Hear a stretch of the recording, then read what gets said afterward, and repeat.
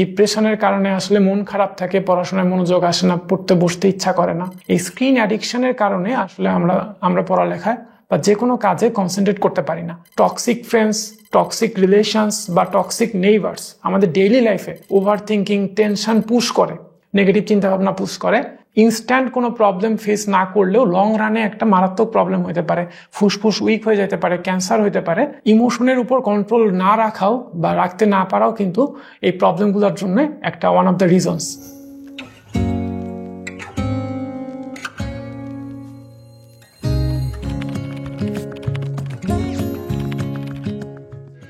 সবাইকে স্বাগত জানাচ্ছি আমাদের আজকের ভিডিওতে। আজকের ভিডিওতে আমি পড়াশোনার বাইরে একটা স্পেসিফিক টপিক নিয়ে কথাবার্তা বলবো। পড়ানোর সময় আমরা খেয়াল করি যে অনেক সময় স্টুডেন্টরা আসলে ফোকাস ধরে রাখতে পারে না, কনসেন্ট্রেশন ধরে রাখতে পারে না, যার কারণে আসলে ইচ্ছা থাকলেও পড়াশোনায় ভালো করা সম্ভব হচ্ছে না। তো আমি সম্প্রতি আমার একটা ক্লাসে স্টুডেন্টদেরকে বলছিলাম যে তোমাদের কি কি ডিস্ট্রাকশনস হচ্ছে, কি কি প্রবলেমের কারণে আসলে তোমরা পড়াশোনায় ফোকাস করতে পারতেছো না।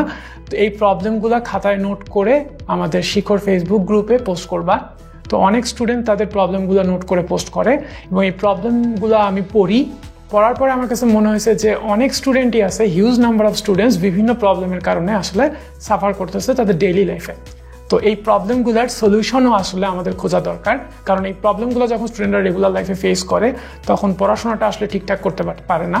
আর যেহেতু আমি একজন টিচার, তো আমার কাছে মনে হয় যে একজন টিচারের রোল হচ্ছে ক্লাসের ভিতরে যেরকম ক্লাসের বাইরেও একটা টিচারের বিশাল একটা রোল প্লে করার জায়গা আছে। তো আজকের ভিডিওতে স্টুডেন্টদের পোস্ট করা বিভিন্ন প্রবলেম থেকে আমি 6টা প্রবলেম সিলেক্ট করছি। এই 6টা প্রবলেম নিয়ে আমরা একটু কথাবার্তা বলবো। তো কোন 6টা প্রবলেম সেটা একটু বলি। প্রথমে আছে হচ্ছে ডিপ্রেশন। হ্যাঁ, অনেকেই হতাশ থাকে নিজেদের পার্সোনাল লাইফ নিয়ে। হ্যাঁ, এই ডিপ্রেশনের কারণে আসলে মন খারাপ থাকে, পড়াশোনায় মনোযোগ আসে না, পড়তে বসতে ইচ্ছা করে না। এটা একটা কমন প্রবলেম। হ্যাঁ, হাজার হাজার স্টুডেন্ট এই প্রবলেম ফেস করতেছে। এরপর হচ্ছে ওভার থিঙ্কিং, কোনো একটা বিষয় নিয়ে অনেক বেশি চিন্তা করা। হ্যাঁ, অনেক বেশি চিন্তা করলেও কিন্তু কনফিডেন্স কমে যায়, যার কারণে আসলে এক্সপেক্টেড রেজাল্ট আসে না।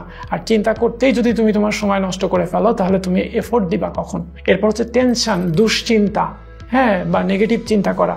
এই জিনিসগুলো আসলে আমাদের রেজাল্টকে কিন্তু অবস্ট্যাকল ফেস করায়।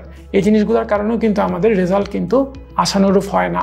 সো টেনশন যদি থাকে, হ্যাঁ, পরীক্ষার আগে যদি আমাদের টেনশন কাজ করে, দেখা যায় প্রিপারেশন অনেক ভালো আছে, তারপরে হচ্ছে পরীক্ষাটা এক্সপেক্টেড হচ্ছে না। সো টেনশন একটা প্রবলেম। তারপরে হচ্ছে ল্যাক অফ কনফিডেন্স। অনেক স্টুডেন্ট আছো যারা হচ্ছে কনফিডেন্সের অভাব ফিল করো। হ্যাঁ, আমাকে দিয়ে কিছুই হবে না, এটাই সবসময় মনে হয়। যতই পড়ো ততই মনে হয় যে আমাকে দিয়ে কিছুই হবে না বোধহয়।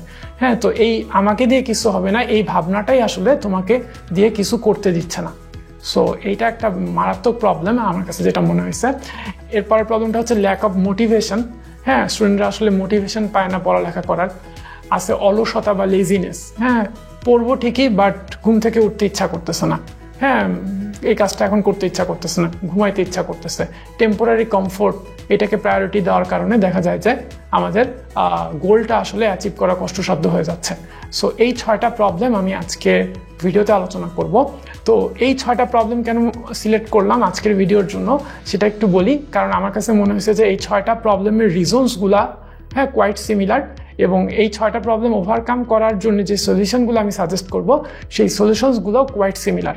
তো আমরা যদি এই সলিউশনসগুলো নিয়ে কাজ করি আমাদের ডেইলি লাইফে, তাহলে গ্র্যাজুয়ালি আমরা এই 6টা প্রবলেম থেকে একটু একটু করে সরে আসতে পারবো। তো আজকে আমরা এই 6টা প্রবলেমের পিছনে কি কি রিজনস আছে সেগুলো একটু দেখবো, তবে সলিউশনসগুলো আমরা নেক্সট ভিডিওতে আলোচনা করব।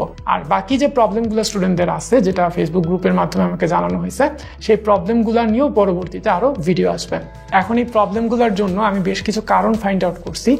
এর মধ্যে প্রথমে আমি রাখবো হচ্ছে স্ক্রিন অ্যাডিকশন। হ্যাঁ, এটা হতে পারে সোশ্যাল মিডিয়া অ্যাডিকশন, ভিডিও গেমসের প্রতি অ্যাডিকশন, হ্যাঁ, যে কোনো ধরনের স্ক্রিন অ্যাডিকশন। এই স্ক্রিন অ্যাডিকশনের কারণে আসলে আমরা পড়ালেখায় বা যে কোনো কাজে কনসেন্ট্রেট করতে পারি না। দেখা যায় যে মনোযোগ দিয়ে একটা কাজ করতেছি, এমন সময় একটা নোটিফিকেশন চলে আসলো, মনটা ডাইভার্ট হয়ে গেল অন্যদিকে। তো এই স্ক্রিন অ্যাডিকশনটার কারণে স্টুডেন্টরা, এবং শুধু স্টুডেন্ট না, যে কোনো শ্রেণী পেশার মানুষই কিন্তু তাদের কাজে কনসেন্ট্রেট করতে পারে না। তো স্ক্রিন অ্যাডিকশন এটা আমার কাছে মনে হয়েছে যে খুবই মারাত্মক একটা প্রবলেম, খুবই বড় একটা প্রবলেম, যেটা আসলে আমাদের সবার অ্যাওয়ার হওয়া উচিত এবং এটা নিয়ে কাজ করা উচিত। এরপরে ধরো ওভার স্লিপিং। হ্যাঁ, প্রয়োজনের অতিরিক্ত ঘুম বা প্রয়োজনের অতিরিক্ত খাওয়া দাওয়া করা, এই দুইটাই কিন্তু আসলে ক্ষতিকর। প্রয়োজনের অতিরিক্ত যে কোনো কিছুই আমাদের স্বাস্থ্যের জন্য ক্ষতিকর। শরীর ভালো থাকলেই মন ভালো থাকে, আর মন ভালো থাকলেই কিন্তু আমাদের যে কোনো কাজে কনসেন্ট্রেট করা সহজ হয়, টেনশন কম কাজ করে, ভালো ঘুম হয়। হ্যাঁ, সো প্রয়োজনের অতিরিক্ত খাওয়া দাওয়া বা ঘুম এই দুইটাই আমাদের বডির জন্য ক্ষতিকর। সো এইগুলা থেকে আমাদের কিন্তু একটু দূরে থাকতে হবে। এরপর টক্সিক ফ্রেন্ডস, টক্সিক রিলেশনস বা টক্সিক নেইবার্স। আমাদের ডেইলি লাইফে অনেক নেগেটিভ মেন্টালিটির মানুষজন নিয়ে আমাদের ডিল করতে হয়। যার কারণে দেখা যায় যে এই নেগেটিভ মেন্টালিটির মানুষরা আমাদের মধ্যে বিভিন্ন ধরনের ওভার থিঙ্কিং, টেনশন পুশ করে, নেগেটিভ চিন্তাভাবনা পুশ করে। হ্যাঁ, যেটা আসলে আমাদের দেহ মন দুইটার জন্যই ক্ষতিকর। এবং অনেক সময় আমাদের ল্যাক অফ কনফিডেন্সে ভোগার পিছনে এই টক্সিক পিপুলরা অনেকাংশেই দায়ী থাকে। আমাদের মধ্যে অনেকেই আছি যে আমরা অতিমাত্রা ইমোশনাল হয়ে যাই। অনেক সময় ইমোশনের উপর আমরা কন্ট্রোল করতে পারি না, উল্টা ইমোশনই আমাদেরকে কন্ট্রোল করে। সো ইমোশনের উপর কন্ট্রোল না রাখাও বা রাখতে না পারাও কিন্তু এই প্রবলেমগুলোর জন্য একটা ওয়ান অফ দ্য রিজনস। হ্যাঁ, এরপর হচ্ছে ওভার থিঙ্কিং বা অতিরিক্ত চিন্তা করা। খেয়াল করে দেখো, তুমি যদি একটা বিষয় নিয়ে অতিরিক্ত চিন্তা করো, চিন্তা করতেই যদি তুমি তোমার সময়টা স্পেন্ড করে ফেলো, তাহলে তুমি কাজ করবা কখন? হ্যাঁ, সো ওভার থিঙ্কিং এটা একটা নেগেটিভ রিজন, যেটার কারণে বিভিন্ন কমপ্লেক্সিটি অ্যারাইজ করে। হ্যাঁ, যেটার কারণে আমরা কাজে কনসেন্ট্রেট করতে পারি না, যেটার কারণে অনেক সময় টেনশন হয়, হ্যাঁ, ল্যাক অফ কনফিডেন্স হয়। সো আমাদের এই জিনিসটাতে একটু কনসাস হইতে হবে। নেক্সট রিজন হতে পারে যে too much dependence on short term motivations. আমরা অনেকেই শর্ট টার্ম মোটিভেশন খুঁজি, যেটা আসলে লং রানে ইফেক্টিভ হয় না।